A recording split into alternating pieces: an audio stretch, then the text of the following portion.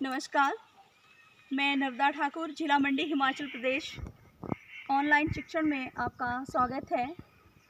तो बच्चों, आज मैं आपको क्षितिज भाग 2 तीसरी कविता देव के कवित सवैया के विषय में बताऊंगी। इससे पहले कि हम इनके कवित सवैया की ओर बढ़ें, मैं थोड़ा सा संक्षिप्त परिचय देव का दे दूं। बच्चों, देव का जन्म इटावा, उत्तर प्रदेश में 1673 में हुआ। इनका बचपन का नाम देवदत्त द्विवेदी था।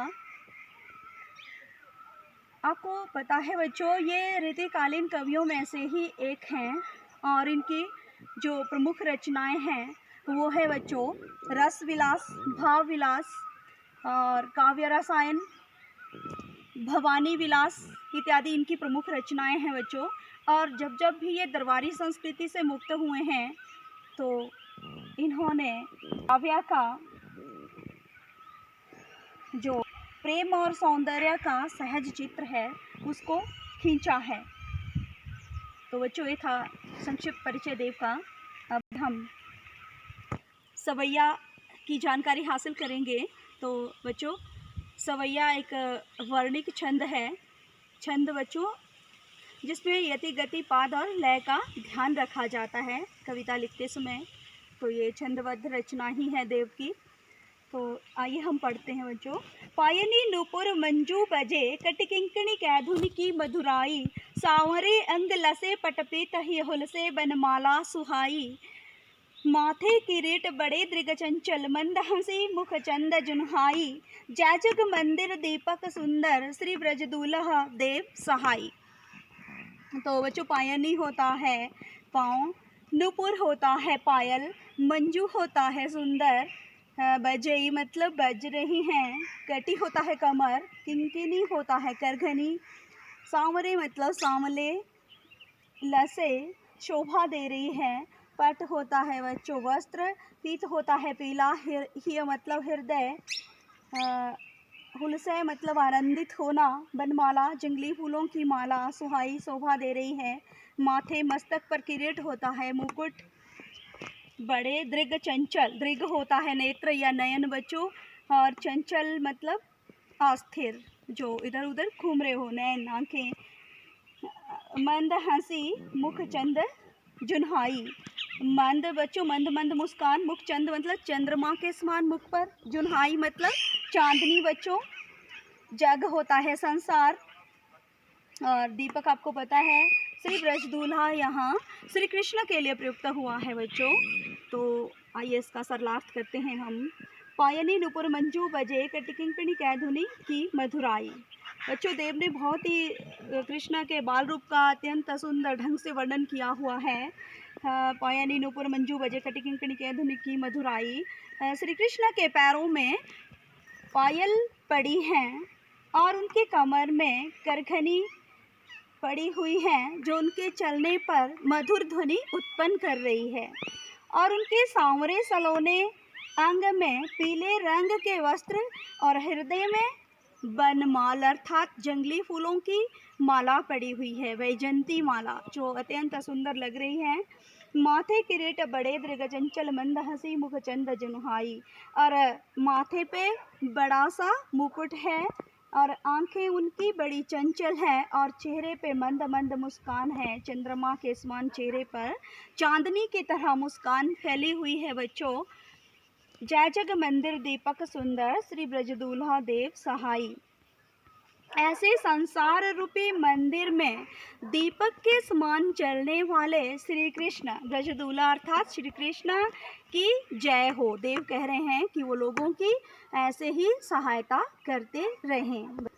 तो ये ब्रज भाषा में है बच्चों, आपने जाना इसके विषय में। आगे हम कवित्त पढ़ेंगे देव का। बच्चों, ये कवित्त पढ़ने हम जा रहे हैं अभी। कवित्त का अर्थ होता है काव्य रचना।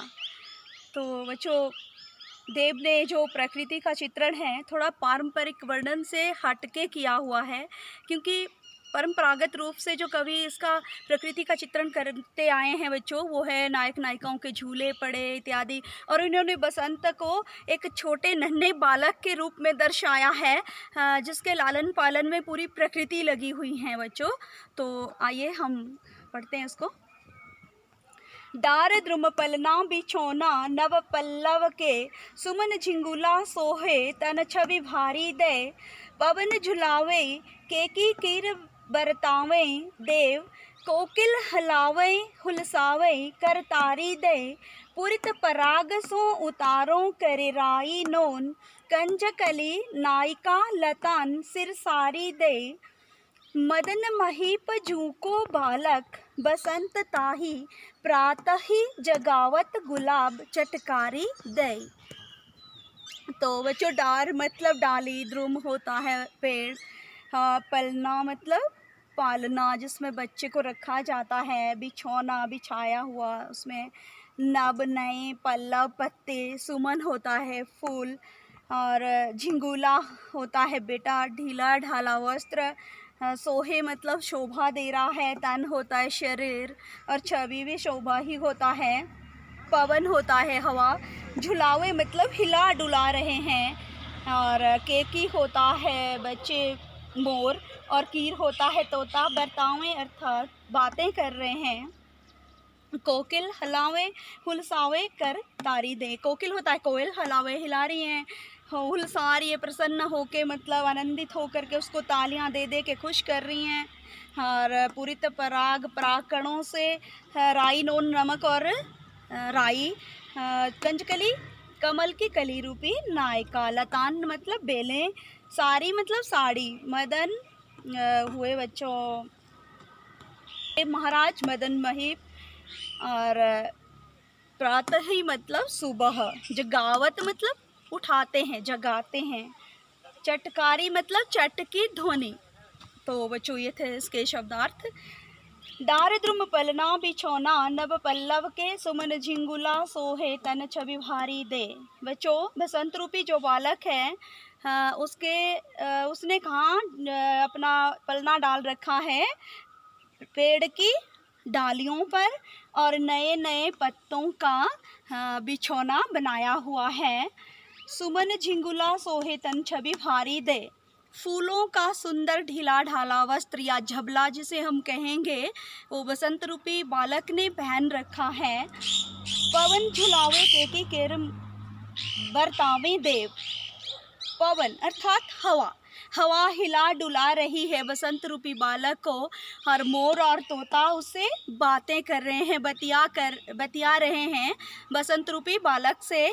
तो बच्चों कोकिल हलावे हुलसावे करतारी दें, और कोयल क्या कर रही है बच्चे, उसे हिला डुला के, जैसे बच्चों को खुश करते हैं, कोई ताली बजाता है, कोई चुटकी देता है, कोई हंसी मजाक करके बच्चों को हंसाता है, छोटे छोटे बच्चों को, ठीक उसी प्रकार कोकिला भी उस बालक बसंत रूपी बालक को तालियां बजा के खुश करने का प्रयास कर रही हैं बच्चों।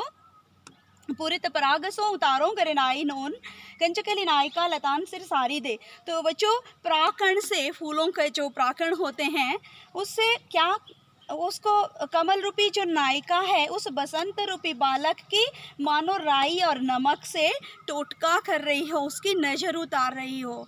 बच्चों प्राचीन समय में लोग मानते थे कि छोटा बच्चा अगर ज़्यादा रो रहा है तो उसको नमक और राई से उसके जो नज़र है वो उतारनी चाहिए। तो कमल रूपी जो नायिका है वो वही कर रही है बसंत रूपी बालक के साथ। बच्चों मदन मही पजू को बालक बसंत ताही प्रातः ही जगावत गुलाब चटकारी दे।